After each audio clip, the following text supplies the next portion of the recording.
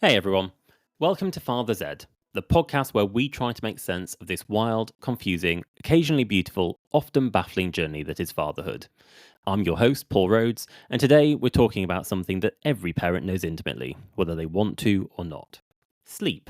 Or more accurately, the complete and utter lack of it. Because here's the truth: when you become a parent, you don't just lose sleep, you lose control. You lose your old rhythms, your predictable nights, your sense of when the day ends and when the next one begins. Suddenly, 3 a.m. is not a time you sleep through, it's a time you plan around. And it messes with you. Emotionally, mentally, physically. You find yourself doing math in your head that looks like this. If I get her down by 7:45 and she sleeps till 12:30, that's 4 hours. And if I fall asleep by 8:30, like you're solving some unsolvable equation that never quite adds up. And when it doesn't go to plan, which let's be honest is most of the time, you're not just tired, you're desperate. We've all been there, bouncing a baby on an exercise ball at 2 a.m. because that's the only thing that works. Driving aimlessly around the block in your car, hoping the motion knocks them out. Googling, why won't my baby sleep at 4 in the morning, like it's going to reveal some long lost ancient secret that millions of parents before you somehow missed. And yet, there is knowledge out there. There are people who study this stuff. People who understand sleep from a developmental, biological, even technological perspective. And today, we're digging into all of that. In this episode, we're joined by Dr. Natalie Barnett, the VP of Clinical Research at Nanit, a company that's combining science, data, and a whole lot of empathy to help parents better understand what's actually going on with their baby's sleep. Natalie is someone who lives and breathes this topic. She's worked with thousands of families, seen the patterns, the pitfalls, the anxiety, and the moments of relief when something finally starts to click. We're going to talk about what's normal, what's not, how sleep changes over time, and how parents, especially dads, can support not just their babies, but their partners and themselves through this process. Because sleep isn't just about rest, it's about recovery, it's about connection, it's about sanity. So if you're in it right now, if you're on your fifth cup of coffee and hanging on by a thread, this one's for you. Let's get into it.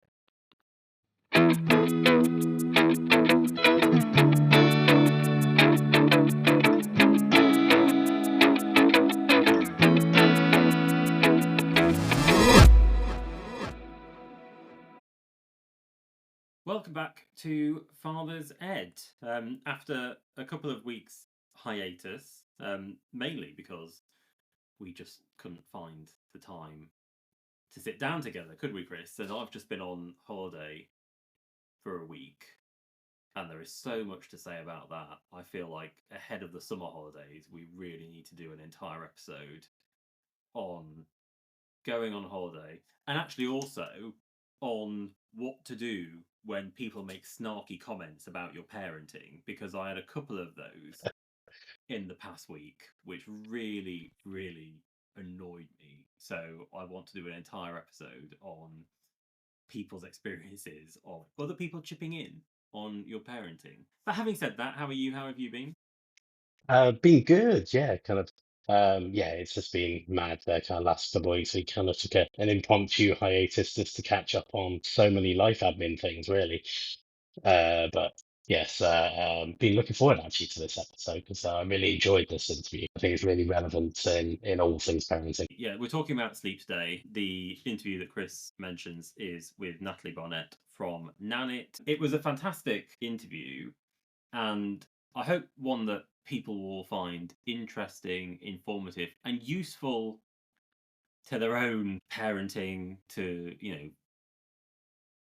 use with their own kids.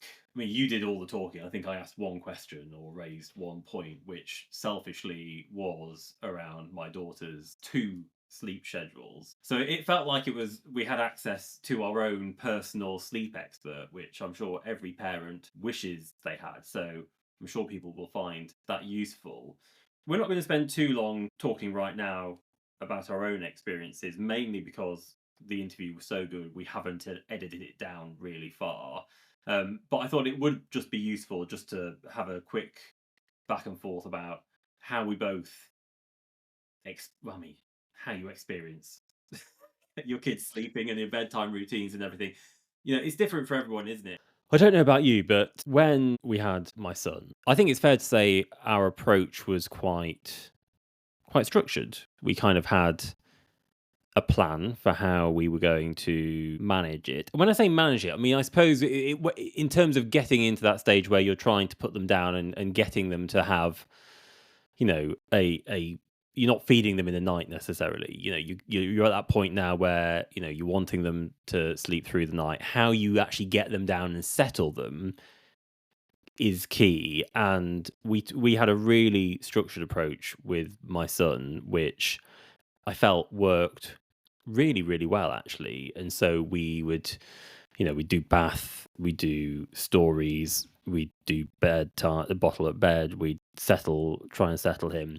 And then if he wasn't going to sleep and he was crying, then yes, we'd go into him, but we wouldn't necessarily go in straight away. We might leave it a couple of minutes, go back in, soothe him, and do that. And we knew that, well, we hoped that at the time, what that would mean was maybe a week, maybe 2 weeks of what at the time maybe felt quite difficult, but actually in time we would crack it and he would go down to sleep and he'd have a really settled night and everything would be wonderful. And that is what happened. Flash forward or fast forward, 3.5 years, and my daughter is born. And when we're getting into that point where, right, we think we might, she's in her own room, we're looking to do the same thing. No, it all went out the window. All that was in the front of my mind was, oh my goodness, please don't wake up your brother because he's gone to sleep. And actually, all of those things that we swore by the first time round, they just went out the window when we didn't do them.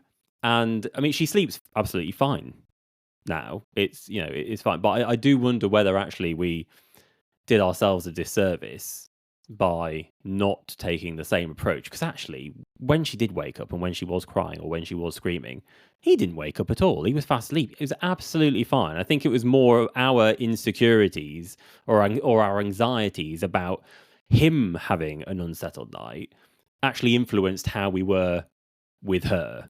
We had a great first experience and then actually probably messed it up ourselves the second time around. How Yeah. was yours? I didn't get either of those. It's it took to about 18 months for my eldest to actually start kind of consistently sleeping through the night. My wife and I joke, we probably haven't had what we would have considered a normal and consistent sleep routine ourselves for like 3 years now. And I think you always get that bit where people say you're never going to sleep again. It's not quite true. You're going to adapt. Everything about parenthood is adapting to what your, as part of that pandemic phrase cliche of your new normal becomes. For us, we got some sleep anxiety once with our youngest, separation anxiety, sorry, once with our youngest, which kind of working on through. But you're right, it's that, again, it's that expectation one of the things I've certainly learned since we started down this journey is, personally and also talking about people, is just how different it is when you go from, there's a massive change from 0 to 1, so you have no children to your first child. But then it's equally as different when you go from 1 to 2.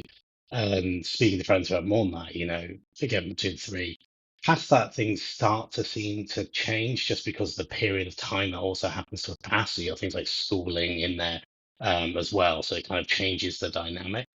Um, and also you've got a lot more experience under your belt, and yeah, things don't scare you as much. But especially with people are going, I've got one kid, I've got him to sleep, I've got that. So exactly your first story. And think that actually they can carbon copy it onto the second, not realizing that the second is not a carbon copy of the first. So all the things you thought were there, but also they're not growing up in the same environment. They've got a sibling. They've got a competition for affection and for attachment security, and that changes the dynamic. So it's one where everyone learns it the hard way, as in they learn it by doing it and living it and experiencing it. But I definitely think that people need to be more aware of the fact that whatever they thought worked the first time around is probably not going to work the second or third time around, and that's okay. You'll come out of it with a whole new set of techniques you can maybe hopefully pass on to somebody else. Yeah, we're certainly getting to that stage with my daughter where the bedtime routine is changing as well. So she's 18 months. And she's at the age where actually we moved into this house when my son was 18 months. And by that stage, we'd already started doing pretty consistent bedtime stories, had been for a while. And I feel we've been a bit late doing that with her. So yet another thing we haven't done the same. So we're trying, we've started to do that with her as well. So what it previously looked like would be that they'd have a bath together, and then one of us would take my son and read stories with him and put him down, and the other would take my daughter, give her some milk, put her down. But obviously now we're starting to introduce those stories in there. So it feels like we're not right back at the start again. But, any change in routine has the potential to be challenging, I think. But actually, she's dealt with it really well. I think perhaps she certainly she was overdue for it. And I think maybe she's never been, for a while now, she hasn't been fussy at all at night, but she was maybe not quite ready and needed just something a bit more to calm her down, that period of just there and that time spent together, rather than, right, here's your milk, go to sleep. Which we knew first time round. And it's amazing, again, like we've already said a few times now, like how things just go out of the door. But that's been going pretty well with her. And like I said, they both nearly always sleep through the night. One of the things actually on holiday which happened, which wasn't very nice, is that she got a sickness bug for 24 hours. But it came on in the middle of the night. And so 3 times we called down to reception for clean sheets. But what was amazing about it was that every single time we got her out of the travel cot, cleaned her up, got her into new pajamas, or, eventually just new clothes because we ran out of pajamas because she was being sick that often. We just put her back down. Her head hit the pillow, the proverbial pillow. She doesn't have an actual pillow at the moment. And she just went straight back to sleep. It was amazing. All these lights coming on, people bringing us new sheets, cleaning her up, something that maybe for the rest of us would have, completely disrupted us. She just went back down straight away. It was an absolute godsend because we were really worried that was just we were going to be up all night with her. And because we were all staying in the same hotel room as well, eventually we thought that's going to wake up my son as well. But it didn't. He slept through the entire thing as well, did not stir. So that just points back to the fact that actually kids can sleep through a hell of a lot more than I think we give them credit for. So all of that worrying I had at the start was completely unnecessary. And that's the adaptability bit on like ourselves as parents is, we had the same when we moved the boys into share room, mostly because we needed to kind of have an office kind of space. My wife kind of came back into to work after a second, and it's like um, you worry on their behalf rather than letting them experience it and then helping them adapt. And I fundamentally think that's kind of the main bit with it is it's all about that environmental situation. How you've got the sleep environment done, all that sleep hygiene as they call it, as well, and the routine, and also a routine that can grow with them, is good to yeah, being able to adapt a calming time or whatever that is. But then, like the old classics, the bath, the teeth, the story work for a reason, the classics for a reason, and they work for us as well. But as Dr. Barnett says, it's what the kind of fundamentals bit aren't anything crazily difficult to get your head on, but the consistency and the comms are. It's very easy to break a routine because you're absolutely knackered, or your dinner's late, or you've got something going on. But the second you break routine, re-establishing it, starts not necessarily always from right at the beginning, but it takes time and investment and emotional investment. So, you also have to have that comms between you and your partner about how you deal with it when it does disrupt, and to support each other through this concern. But yeah, sleep is that one that everyone says life gets a little bit easier, probably a lot easier, once you've got sleep onto it, because the second you are not being sleepy, you're bringing your best self, your calm self, you're not as easy to provoke, which makes it easier to get them to sleep. And, everything kind of is a circle. So it's one of those big components of um, self-care as well. I feel like there's so much we could talk about around sleep, just too much for a single episode, especially when we've got a really great interview coming up. So I think it's maybe something that we'll revisit at a later date, maybe from a different angle. 'Cause I'm just thinking now about when my son was born and night feeds. I suppose we've done it very much from the point of view of overall experiences, but there's so many things we could have talked about today. So we'll definitely revisit it at some point. But we'll go to our interview with Dr. Barnett now. She's the Vice President of Clinical Research at Nanit. An absolutely fascinating conversation, which Chris led. Like I said at the start, I think I said one thing because Chris was just so expertly guiding it. So we'll jump to that now, and I hope you find it really useful.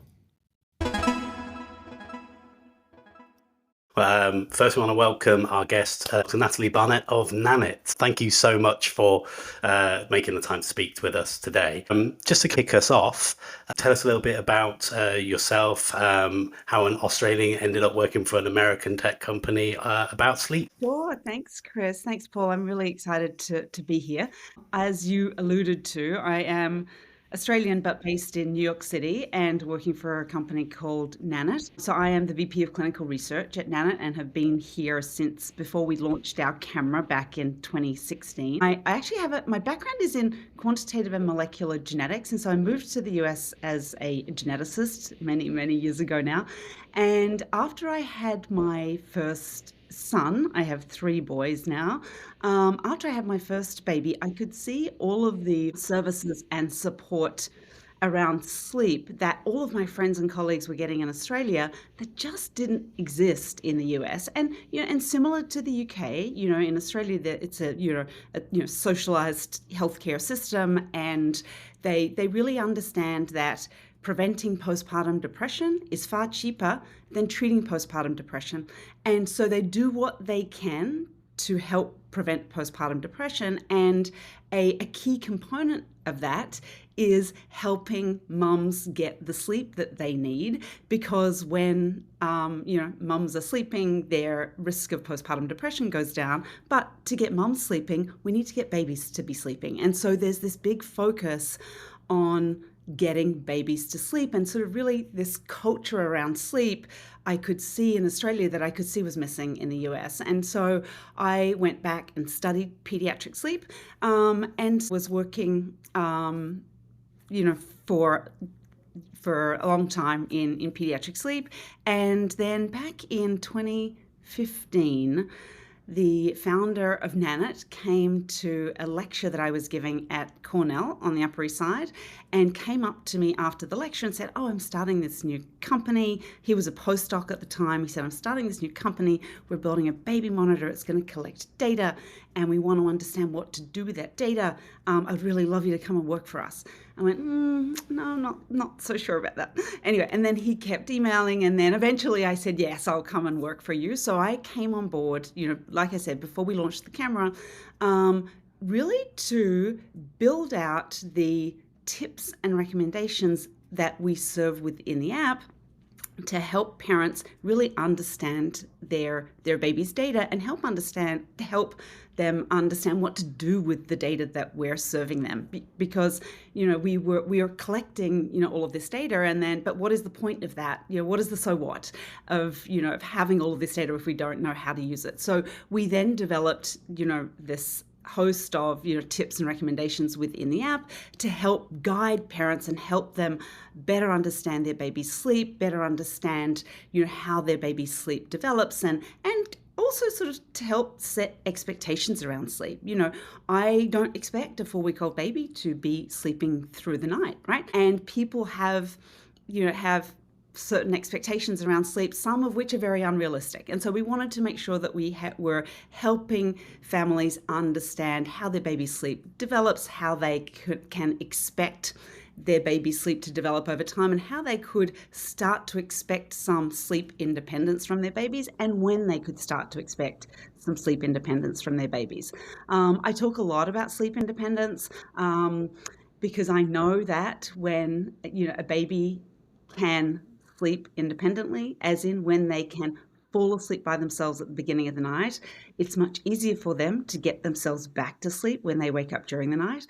And we can see very clearly in the data that babies who are independent sleepers sleep longer, sleep better, are generally happier, their parents sleep longer, sleep better, are divorced less often than the parents of babies who require a lot of parental assistance to sleep. So we really take this holistic approach at Nanit that we want the whole family to be sleeping well, and we want the whole family to be getting all of the sleep that they need. And that starts with getting that baby to sleep and really helping to naturally, gradually create some healthy sleep habits for your babies, really right from the get-go. When we were developing our sleep-wake algorithms, we did it in collaboration with some of the world's best pediatric sleep researchers, and with an academic background, I knew that this product could be used as a research tool as well as a consumer product. So I was very focused on making sure that we could validate our sleep-wake algorithms so that we could have Nanit used as a research tool as well as a consumer product. And so we worked really hard on validating those algorithms so that now parents are getting research quality data in their hand and in their app every single day. And that's something that we're incredibly proud of. Both Paul and I actually have Nanit monitors, so we can speak from experience that the insights page, and Dad's in particular, it's lovely having an overview report and a video summary, and not going in to poke your baby while they're sleeping because you're not sure if they're breathing or not with the breathing wear. So the team you've also got Nanit Labs. I think, and correct me if I'm wrong, but Nanit still has one of the largest published studies on pediatric sleep. I think you brought it out in 2022. You're talking about the insights there. Talk us through how you translate scientific research into a consumer product. And by that, I mean, how do you know what to put forward to develop into hardware or software? And how do you choose what to leave out or what to do next? Oh, Chris, that's a really good question. And it's something that we struggle with. As scientists, we want to research everything, and we know that we can't, and it's difficult to prioritize, what to research and what to, leave behind. We're a small but mighty team, and we get a lot done, but we can't do everything, and there are so many amazing ideas, but we work very closely with the executive team to really kind of determine what we should prioritize. We want to be publishing research that is going to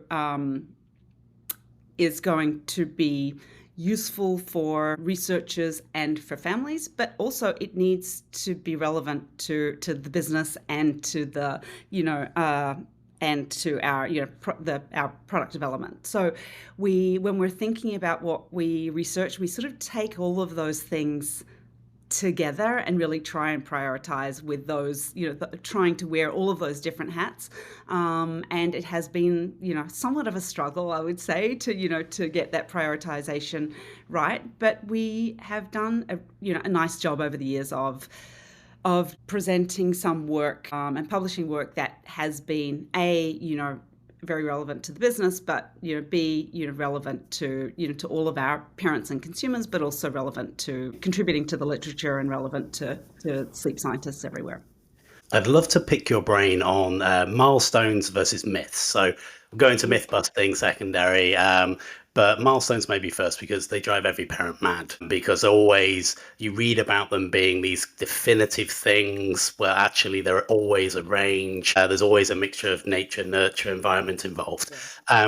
But one of the things I actually really like that you very kindly produced at Nanit was the sleep schedule generator to give you a little bit of guidance as to when you should freak out and not freak out. And I occasionally dip back in as sleep regressions come thick and fast with, one just exiting toddlerism for me and one just becoming a very, very independent toddler. So with the sleep schedule generator, which of those milestones are kind of more important is probably the wrong way of putting it, but which are the ones that you would always say are kind of key focus? They tend to be less of a sleep regression.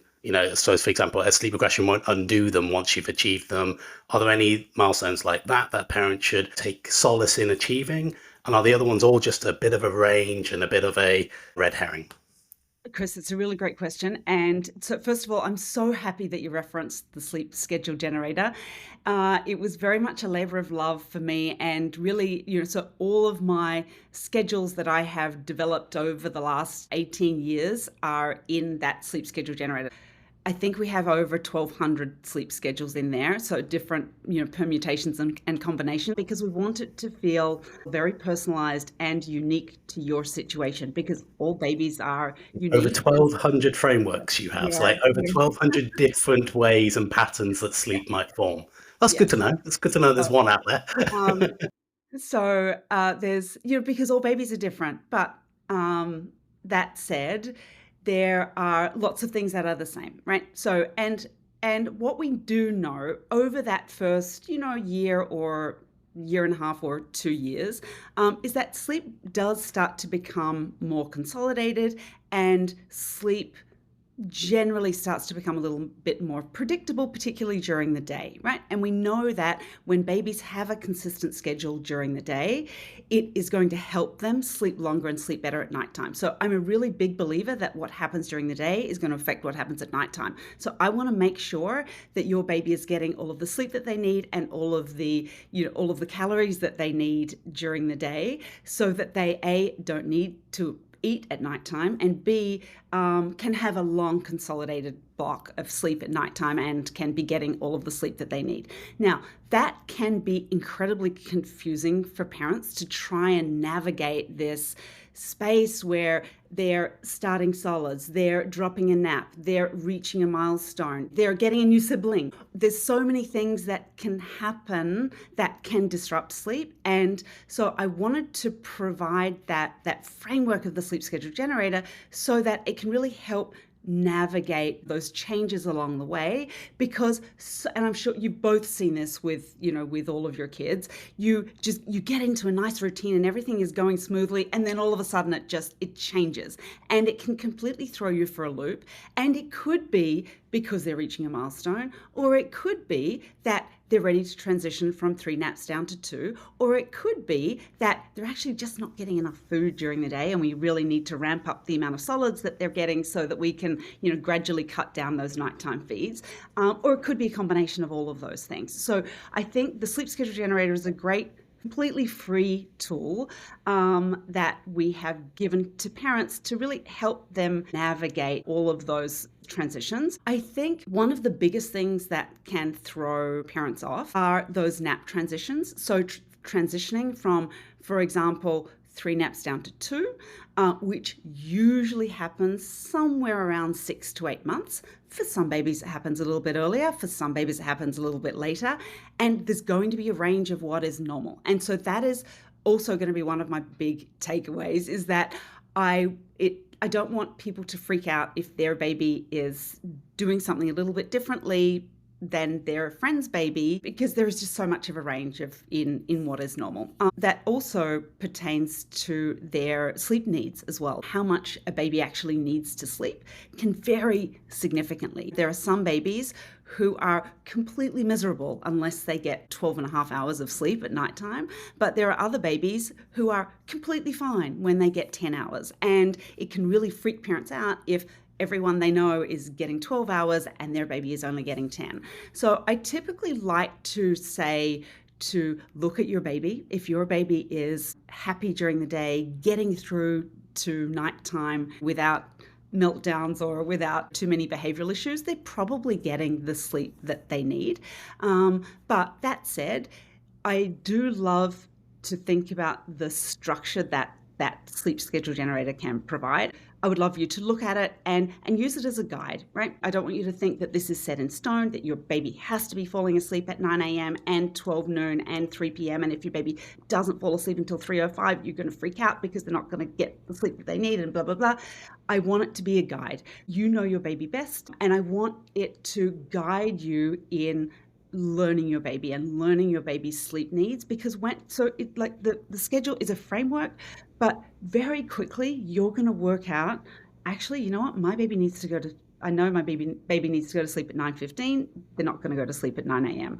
Or they really need to be, awake until 12:30. They're just not ready to go to bed at 12. So you're going to start to know and understand your baby. And because I want you to feel empowered as a parent, that you know exactly what you need to do for the day and for the night. I don't want you, needing someone else. I want you to feel confident in your parenting, and I want the sleep schedule generator and also the data that we're providing you to be a guide to help you to build that confidence. And we know that our Nanit parents are actually very confident in managing their baby's sleep. And it's something that we really hang our hats on and are very proud of, that we're building this confidence in parents, because I know that, when parents are more confident, they are going to be happier, they are going to feel more attached to their babies, they are going to be more likely to be the parents they want to be the partners they want to be. And we want that for all parents. We want parenting to be joyful, and we know that it can be joyful, but when your baby is not sleeping, there's not a lot of joy. And we don't want that for parents. We want babies to be sleeping and parents to be sleeping. We also know that when babies are sleeping, they're thriving, they're happy during the day, and they're going to be growing, they're going to be, reaching their milestones, they're going to be doing all of the things that they need to do. And so we want parents to really understand that sleep is as important to their babies as nutrition and exercise. And so we want families to be focused on sleep without freaking out about it. We don't want it to be, and I actually like to use the analogy that I want to empower parents and educate parents enough around sleep so that they are thinking about sleep about the same amount that they're thinking about brushing their child's teeth, right? You do it every day, you choose the right toothbrush, you choose the right toothpaste, but it's just something else you do in your day. You don't really need to think about it other than, the time that you're brushing their teeth, or the time that you're putting them to bed, or the time that you're getting them up. So I like to use that analogy, that I just want it to be so easy that it's just something else you do in your day.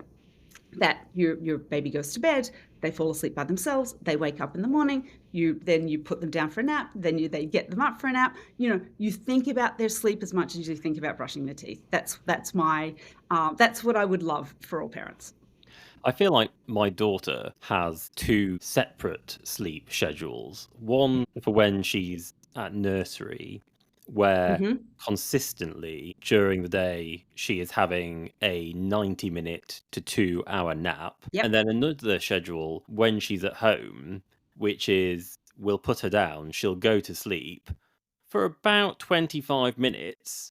Yep. And then she's waking up. Now, she's not waking up in a grump. She's completely content and happy, and is then fine for the rest of the day until she needs to go to sleep again. It's very confusing as to why she's sleeping almost 2 hours at nursery. Perhaps it's because there's other children around and they're also going. Sure, it's just the environment, and it's what she does there, and it's what the other kids are doing. Yeah. But I don't think that there's anything to worry about with that. The only caveat I would say there is that we know that some kids, when they're napping at daycare, if they're napping too long, it can mean that they start to go to bed a little bit too late for their parents. And so that's the only one thing that I would be watching out for. And look, most daycares or nurseries will work with you on that. If you say, what, she's not going to bed till 10 o'clock at night because she's just not tired enough because she's sleeping too long at nursery, they may work with you on, cutting that nap back a little bit, or allowing her to have a rest time and, just read quietly, look at books quietly or something. But I'm sure you're not there yet. But that's the only caveat that I would say in the next, 6 or 12 months, if we start to see that long nursery nap starts to impact bedtime, I would start to think about talking to nursery to see if we can cut that back a little bit. But in terms of her having a short nap at home, I don't care. It's fine. I definitely have learned not to benchmark one child against the other, and particularly when it comes to sleep, it's the worst idea you could do. And my two boys are just, they actively try to be the opposite of one of them. If one likes a food, the other refuses to like it. If one sleeps, the other refuses. It's like they're kind of ganging up just for fun. And so it's always interesting hearing that there is no such thing as a set routine, But if we can challenge you to a couple of mythbusters here. So, you raised one just there. Set bedtimes. Are they good or are they bad? Oh gosh, Chris, this is really a good one for me because we have recently presented an abstract at a conference showing how important a consistent bedtime is. So I cannot stress enough how important a consistent bedtime is. So not only a consistent bedtime, but also a consistent bedtime routine. So we know there's been a lot of work has been done around a bedtime routine and the importance of a bedtime routine and how it helps babies and children sleep better and longer. That said, I don't want the bedtime routine to be something long, to be something difficult. I want it to be short, sharp, over and done with quickly, so that then parents can get on with their evening and enjoy being together and remember why they got together in the first place, rather than having to be up with children until 10 or 11 o'clock at night, then fall asleep completely exhausted. I want it to be that these children are going to bed fairly early, so that then there is time for parents to have some time to themselves or some time together after the children go to bed. That said, I want that bedtime routine to be a couple of things that that you can do every day that will be the same. It could be a bath, a bottle, and a book. It doesn't even have to be a bath. If a bath is stressful for you, stressful for your family, don't do a bath. Do a bath during the day, or do a bath another day. Or it's not an essential part of the bedtime routine. It works for a lot of families, so I mention it, but don't feel pressured to do a bath if it doesn't work for your family at that time of the day. So I would like a fairly short routine. So bath, pajamas, book, and bed, and that's it. And I want it to be, and look, you've got toddlers and sort of older kids. They are at the stage where they are going to be pushing limits and testing boundaries and working out what they can get away with. That is their job.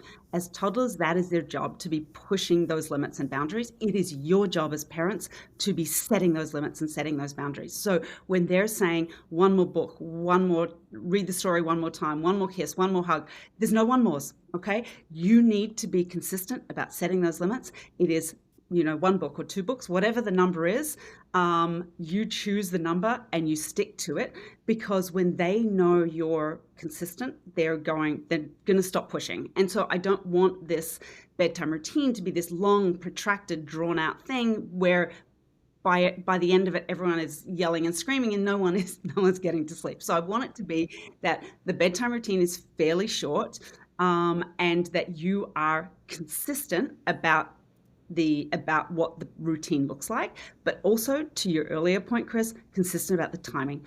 I want to make sure that your babies and toddlers and older kids are going to bed at about the same time every day.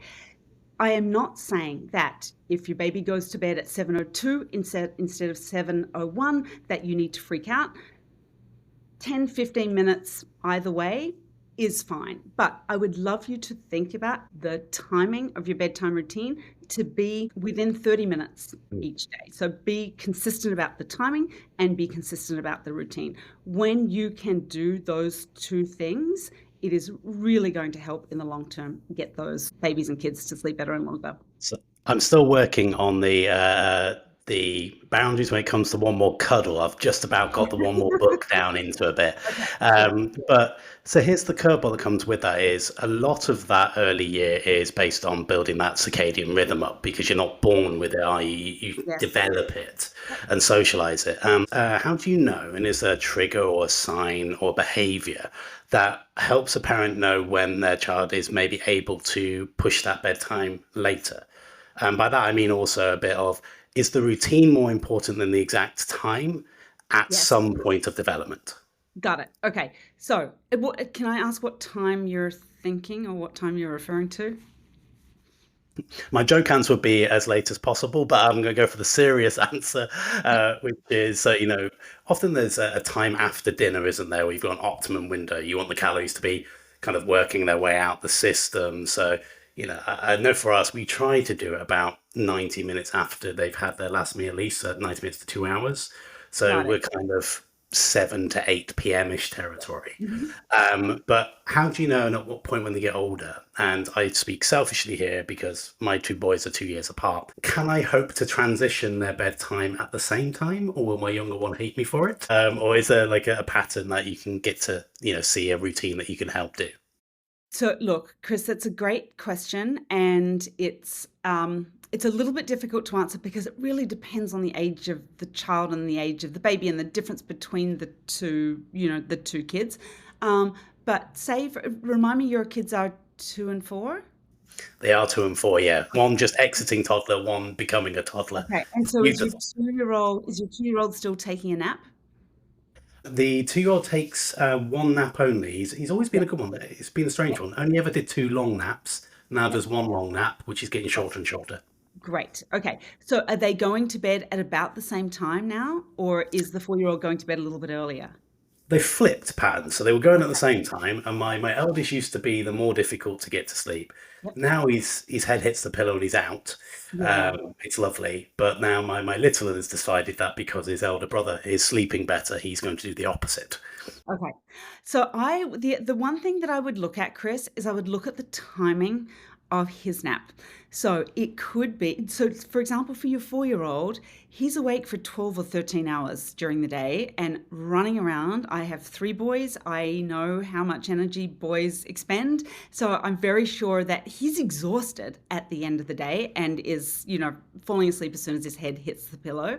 I would even think about bringing him, and if he is falling asleep really, really quickly, you can even bring his bedtime a little bit earlier. If he's going down and tell me this, are you waking him in the morning or is he waking naturally himself? He kind of wakes up with the sun. It's kind of got good. He wakes about 6:30 dead every day. So I would say this, at this age, he probably needs somewhere between 10 and 13 hours of sleep a night, or over a 24-hour period. He's not napping. So I would love to see, he could go to bed as early as, 6:30 if you think he's tired then. So you could even put him down a little bit earlier. But that said, if 7 p.m. works for you and works for your family, I think that's great. But know that that wake up time is much harder to change than the bedtime. So if you're thinking that you may want to try and extend the amount of time that he is sleeping, really the easiest way to do that is to put him to bed a little bit earlier. So you may want to try putting him down a little bit earlier and see if that helps extend the night a little bit. Now, to your 2-year-old, because he's still taking a nap, he may even want to go to bed a little bit later than your 4-year-old. So if he's still napping, an hour and a half or 2 hours during the day, it could be that he needs 6 or 7 hours of wakefulness before he's ready to go to bed at nighttime. So it could be that he ends up going to bed a little bit later than your older one right now, just at this particular stage. That will start to change if you start to see that your little one's bedtime creeps later and later. I would think about cutting back his midday nap. You don't have to cut it out, but I would think about starting to cut it back. What I very often see is that cutting a nap back from, say, 2 hours back to an hour and a half can actually buy us more like a full hour at nighttime. So it's not really a one-for-one trade. Very often we get more time asleep at nighttime than we have given up for the nap. So even though it can be very difficult to think about, cutting that nap a little bit shorter or cutting that nap out altogether, when we think sort of longer term, usually it ends up being that they end up getting more sleep overall. Or more sleep at nighttime overall. So I wouldn't worry so much about that. That said, at this age, you can try and aim to get them to bed at about the same time, but because they're just at such different stages where one is not taking a nap at all and one is still taking a nap, it may be difficult for you to get that timing right. But you can do your best and let me know how it goes. I'll definitely add speed dial onto that one, because it's always interesting. Like anyone listening, I'd highly recommend learning wake windows as soon as you can. And there's a great sets of guides that yourselves produce, and so do others, about the kind of average amount of sleep that you should be looking at for a range. And trying to use that more as a steer than an absolute hard and Sure. fast rule. Exactly, Chris. It's a guide. I don't want to say that all babies at 12 months need exactly 5 hours between when they wake up from their last nap and when they go to bed, but there's going to be a range. And I want you to really learn your baby and understand your baby. And you will see, and like I said before, I know that you have seen this with your own kids. You get into a routine, everything's going great, and then things, start to go awry. So often that is because of timing, because babies their sleep needs start to change a little bit, and they need to be awake for longer for them to have built up enough sleep pressure to be tired enough to go down for a nap or tired enough to go down for the night. So just keep that in the back of your mind as well. So in terms of establishing that early routine, let's try the next kind of pair of myths is the old classics. Are pacifiers, or we would call them dummies in the UK, pacifiers, dummies, good or bad? And is white noise good or bad? I know you have it in your light and sounds, but Yes. let's add a third onto that, if I may, which is, does the colour of light matter in your night light? Chris. Okay, all right. Let me start with the pacifier question. I love a pacifier or a dummy for a new baby. Very often, babies just need to physically suck, and sucking can be very soothing for them. And you cannot be a human dummy for 24 hours a day. So for a lot of babies, that dummy can be very soothing, very helpful for them, to help get them to sleep and help them even stay asleep. That said, I actually recommend getting rid of the dummy at around 4 months, because that is about the time where babies start to really become more and more dependent on things to get themselves to sleep and get themselves back to sleep. And that is the time where I want them to start becoming independent sleepers. And the thing that I love about the dummy is that it is very soothing for them. But at somewhere around 3 to 4 months, I know that they start to become capable of self-soothing if we give them the opportunity to do that. And the thing that I don't love about the dummy is that longer term, when they start to become more dependent on the dummy, if they're needing it to fall asleep at the beginning of the night, they're going to need it when they wake up during the night. And it can be very frustrating for them to need that dummy and not be able to get it. They just don't have the coordination or the dexterity to be able to, grab that dummy and put it in their mouth. And that is very frustrating for them. So as parents, you're going in and out 20 times, putting that dummy back in. And so at around that 4-month mark, if you haven't gotten rid of the dummy already, I would recommend getting rid of it. I think most dentists say that don't do it past 6 months as well, because you start to get issues with teeth and palate formation, don't you? At least that's when we got told off by our dentist. Yeah, so I just say 4 months, just get rid of it at 4 months. I think that's, the easiest thing to do, honestly. So in terms of white noise, this is actually really interesting to me, because we are trying to get going on a randomized controlled trial looking specifically at white noise. But what we see right now in our data is that babies who sleep with white noise all night long actually have stretches of sleep that are about 2 hours longer. Their longest stretch of sleep is about 2 hours longer than the babies who do not sleep with white noise all night.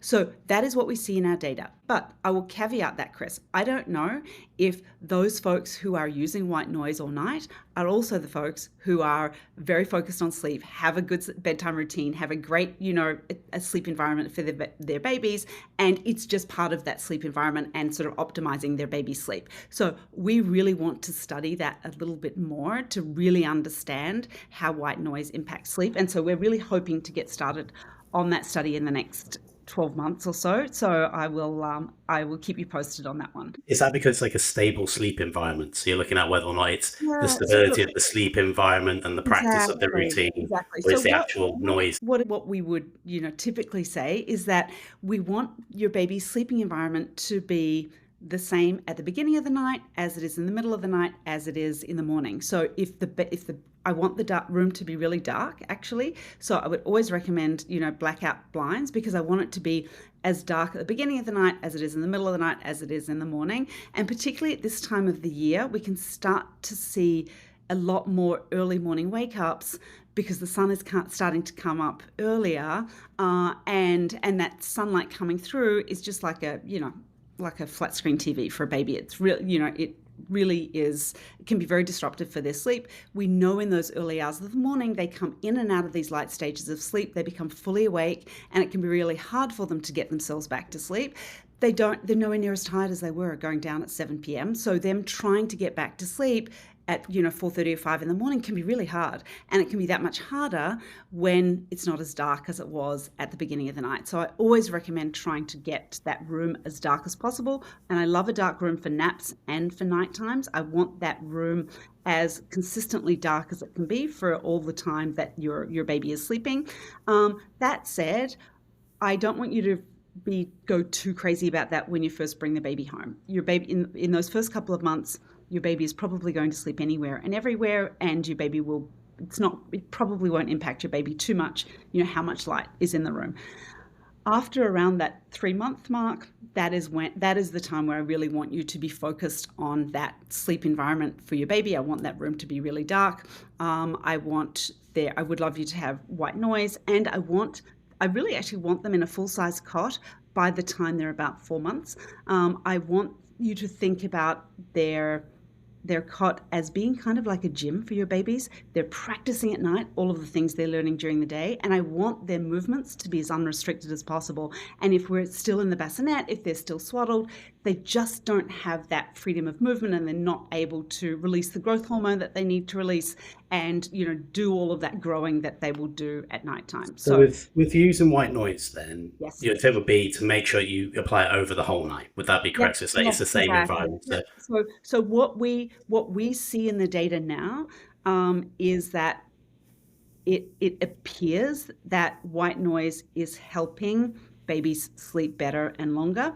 That said, I will caveat that and say we have not done a randomized controlled trial on that. This is just what we see in our data, and we don't know if that is biased by the fact that the folks who are as I said, the folks who are using white noise are also the folks who are very focused on, creating an optimal sleep environment for their babies and focused on sleep.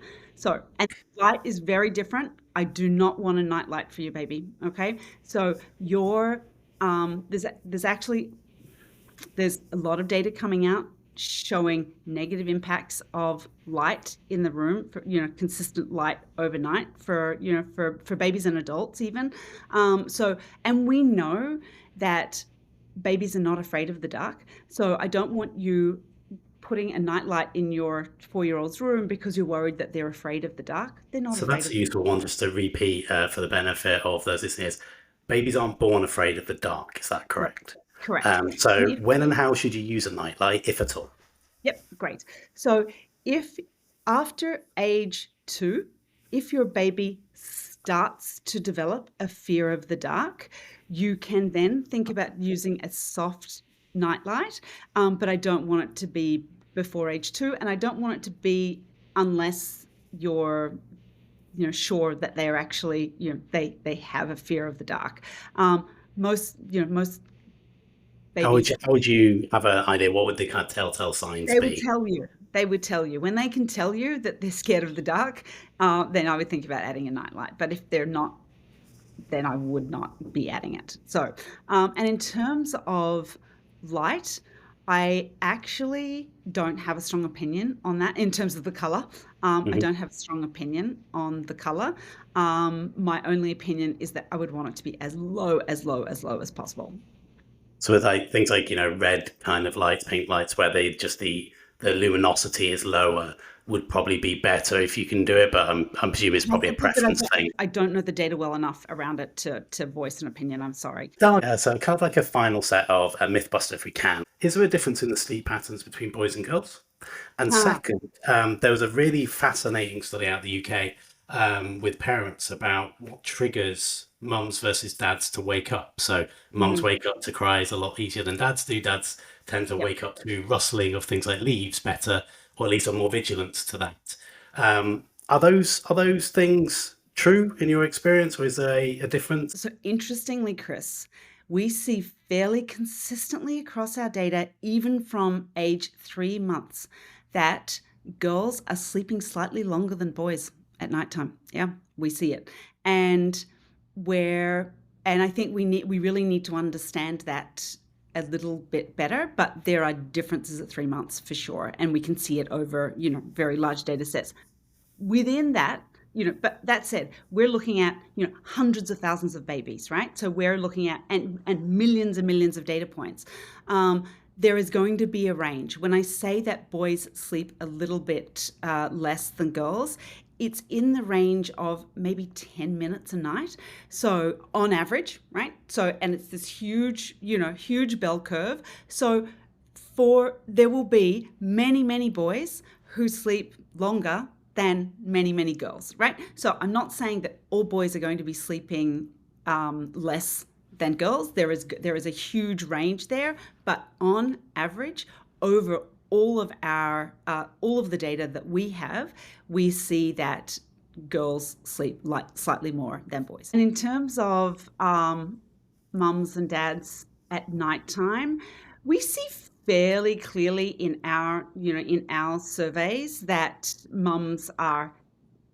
the majority of mums are taking the majority of the load at nighttime. That said, we are absolutely starting to see more dads take part of the load at nighttime.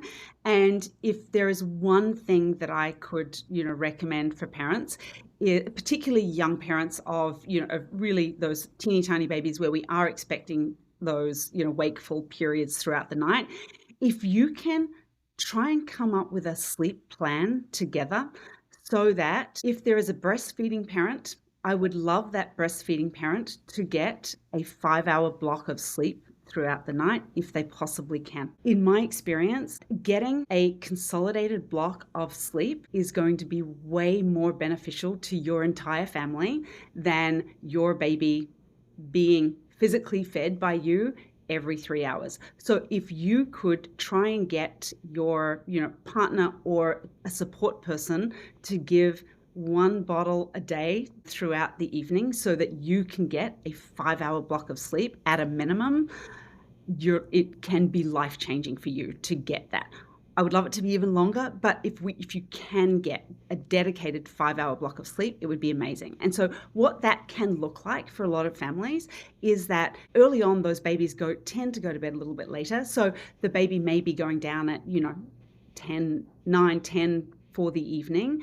I want the breastfeeding person to be going to bed at that same time and then sleeping for as long as they can until the baby wakes up, so that the support person or the partner is then able to do the first feed, and that first feed may be at 1 a.m., maybe at 2 a.m., and if it's not a feed, even if it is just soothing the baby back to sleep, if they're unsettled, that is on the support person or the partner, and that the breastfeeding person can get a dedicated 5-hour block of sleep. I can definitely speak from experience on that one. So it's like for my wife, I did the midnight kind of 1 a.m. early feed because when breast from bottle, it's okay. You're still getting breast milk, which is the primary element. Yes, there's a nurturing and a breastfeeding part on top, but in terms of a nutritional development, there's very little. I do not care, and I don't want anyone to care.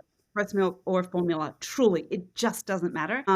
But I guarantee you that that getting that dedicated block of 5 hours of sleep is going to be more important to your family in the long term, and probably more important to your marriage in the long term, I would say too, Chris. As the support person, it can be really difficult to feel very attached to that baby when the breastfeeding person is the person who is the primary caregiver and the person who is really feeding that baby the majority of the time.